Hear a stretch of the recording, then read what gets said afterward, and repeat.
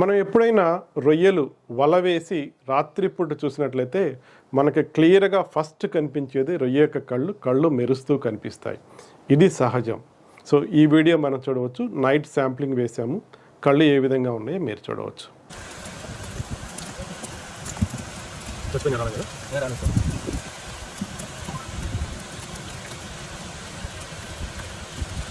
కానీ కొన్ని సందర్భాల్లో పగలు నెట్టింగ్ వేసినప్పుడు కూడా మనకి కళ్ళు ఈ విధంగా ఎర్రగా కనిపిస్తున్నాయి అంటే దాని అర్థం ఏంటంటే వాటర్ చిక్కబడ్డాయి, లైట్ క్రిందికి వెళ్ళట్లేదు. వాటర్ మనకి క్లే టర్బిడిటీ వల్ల కావచ్చు, ప్లాంక్టన్ వల్ల కావచ్చు, లేదా సస్పెండెడ్ ఆర్గానిక్ మ్యాటర్ కావచ్చు, వాట్ ఎవర్ ఇట్ ఈస్, ఓవరాల్గా లైట్ క్రిందికి వెళ్ళట్లేదు.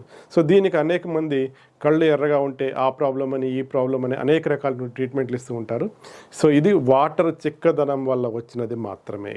సో జనరల్గా మనకి వాటర్ క్వాలిటీ పారామీటర్ కావాలంటే ఒక క్వార్టర్ బాటిల్లో ల్యాబ్కి శాంపుల్ తీసుకెళ్ళి పీహెచ్, అమోనియా, నైట్రేటు అక్కడ కరెక్ట్గా రాదు అని తెలిసినా కూడా మీ తృప్తి కోసం మేము డిఓ లెవెల్ చెక్ చేసి రిపోర్ట్ ఇస్తూ ఉంటాము. కానీ మన ఒక ఇంపార్టెంట్ వాటర్ క్వాలిటీ పారామీటర్ మనం మిస్ అయ్యాము, అదే ట్రాన్స్పరెన్సీ.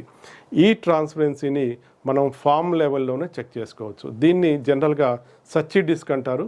ఈ సచ్చి డిస్క్ రీడింగ్ చూసినట్లయితే మనకి వాటర్ ట్రాన్స్పరెన్సీ ఎంత ఉంది అనేది మనకు అర్థమవుతుంది. మేము ట్రైనింగ్ అయినప్పుడు మా సీనియర్స్ అందరూ కూడా ఈ 10 గంటలు అయినట్లయితే, ఉదయం 10 గంటలు అయినట్లయితే ఈ సచ్చి డిస్క్ తీసుకొని మనకి సందీప్ అహిరా కావచ్చు, పాత్ర కావచ్చు, లేదా బ్రహ్మయ్య గారు కావచ్చు, లేదా నా కొలీగ్స్ అయినటువంటి నా పార్ట్నర్స్ అయినటువంటి గోపకుమార్ కావచ్చు, లేదా పునేవనన్ కావచ్చు, ర్యాంక్ యాక్వాలో ఉన్నటువంటి మన బిఎస్ఆర్ కావచ్చు, వీళ్ళందరూ కూడా సచ్చి డిస్క్ తీసుకొని 10 గంటలప్పుడు వెళ్ళి వాటర్ సచ్చి డిస్క్ ట్రాన్స్పరెన్సీ చూసి ఎంత ఉంది అని చెప్పి రికార్డు కంపల్సరీగా అప్పుడు రికార్డ్ చేసేవాళ్ళం. సో దాన్ని ట్రాన్స్పరెన్సీ ఎలా చూస్తామంటే ఈ సచ్చి డిస్క్ అనేది మనకి రౌండ్గా ఉంటుంది, 20 సెంటీమీటర్స్ ఉంటుంది. దీని ఆపోజిట్ క్వాడ్రంట్స్లో వైట్ మరియు బ్లాక్ ఆల్టర్నేటివ్గా మనకి పెయింట్ వేసి ఉంటుంది. దీన్ని నీళ్ళలోకి డిప్ చేస్తాము.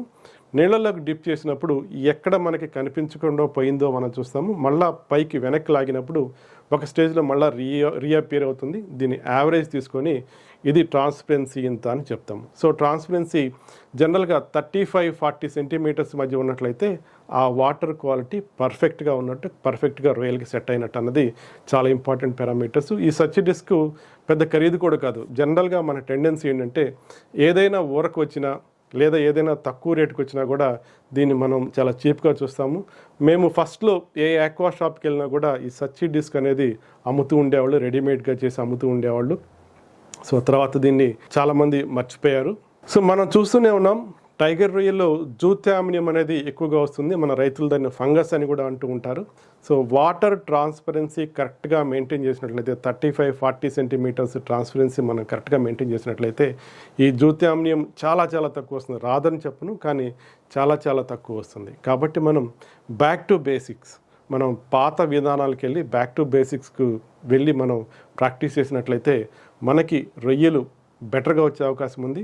నాకు తెలుసు మీరు సీరియస్ ఫార్మర్ అని. మీరు సీరియస్ అయినట్లయితే, సీరియస్గా ఆక్వాకల్చర్ చేస్తున్నట్లయితే మరలా ఈ సచ్చి డిస్క్ని రీఇంట్రడ్యూస్ చేసి బెటర్ ఫలితాలు పొందుతారని ఆశిస్తూ సెలవు తీసుకుంటున్నాను.